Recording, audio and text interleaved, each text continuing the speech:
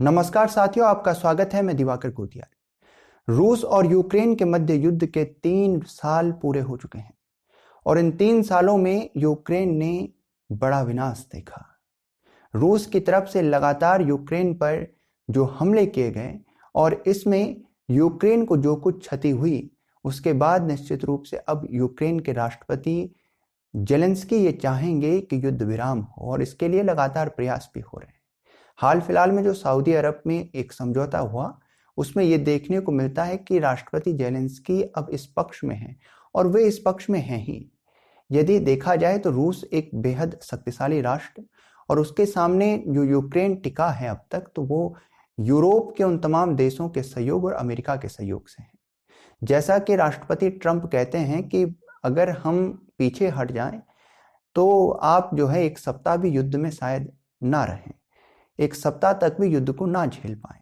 ये राष्ट्रपति ट्रंप ने जो है यूक्रेन के राष्ट्रपति जेलेंस्की के पास इस बात को कहा था। हाल में जो आपने विवाद देखा कि यूक्रेन के राष्ट्रपति जेलेंस्की जब अमेरिका जाते हैं तो वहां पर वो ट्रंप के साथ जो विवाद होता है, वाद होता है, वहां पर सारी दुनिया के सामने जो विवाद हुआ वो हम सब ने देखा। वो भी शांति के लिए एक प्रयास ही था। यदि देखें तो राष्ट्रपति ट्रंप की तरफ से ये कुछ प्रयास देखने को मिल रहे हैं जहां पर वे पूरी तरह से कोशिश कर रहे हैं कि युद्ध को टाला जाए, युद्ध को समाप्त किया जाए। ये इसलिए भी है क्योंकि राष्ट्रपति ट्रंप ने जब चुनाव में जो कैंपेन किए थे उसके दरमियान उन्होंने इस बात को कहा था कि जब मैं चुनाव जीत कर मैं राष्ट्रपति का पद संभालूंगा तो बहुत जल्द इस युद्ध को समाप्त कर दूंगा।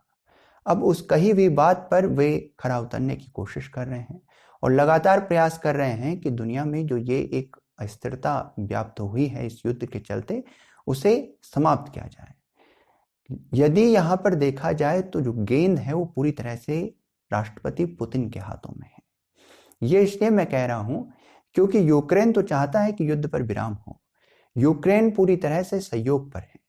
इसीलिए क्योंकि यदि यूरोप के देश हों और अमेरिका के देश हों, इनका पक्ष यूक्रेन की तरफ ना हो और इनका सहयोग ना हो तो शायद यूक्रेन बहुत लंबे समय तक इस युद्ध में रूस के इस विनाशक जो आक्रमण है उन्हें ना झेल सके। लेकिन उनका एक बड़ा सहयोग क्योंकि यूक्रेन के साथ है, इस वजह से अब तक यूक्रेन लगातार इस युद्ध में अपने आप को जारी रखे हुए है। लेकिन यहाँ पर एक नई पहल देखने को मिल रही है। हमने देखा कि हाल फिलहाल में जो सऊदी अरब में समझौता हुआ, उसके बाद यहां पर अब अमेरिका के राष्ट्रपति ने एक बात को रखा है।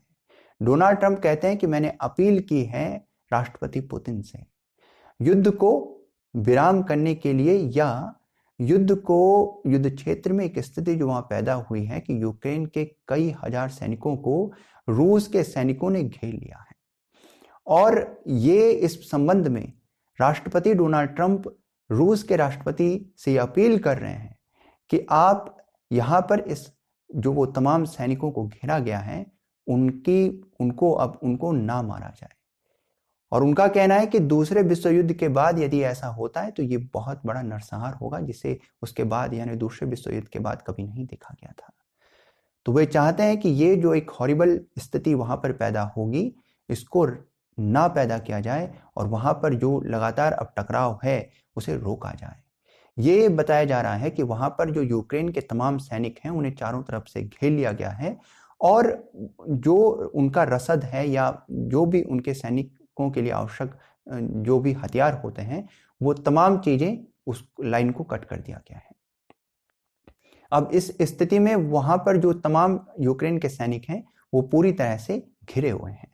तो इसी संबंध में अमेरिका के राष्ट्रपति का कहना है कि मैंने अपील की है राष्ट्रपति पुतिन से कि आप अब इस स्थिति में जो है आगे ना बढ़ें और इसे और अधिक बड़ा टकराव और इस नरसंहार को स्थान ना दें।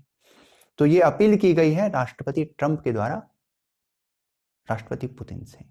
तो ये एक विशेष विषय है। हालांकि देखिए, हम बात करते हैं यूरोप के उन्नति की।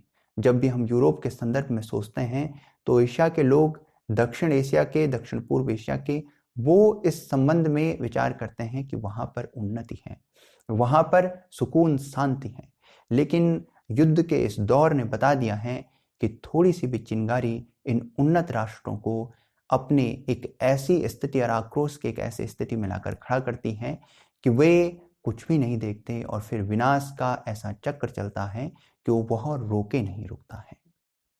तो यहाँ सबसे बड़ा प्रमाण है रूस यूक्रेन का युद्ध जो लगातार जारी है, और इस युद्ध में जो कुछ विनाश वहाँ की आम जनमानस झेल रही है, ये वास्तव में एक ये समझें कि एक बड़ा विनाश है जो बहुत पीड़ादायक है।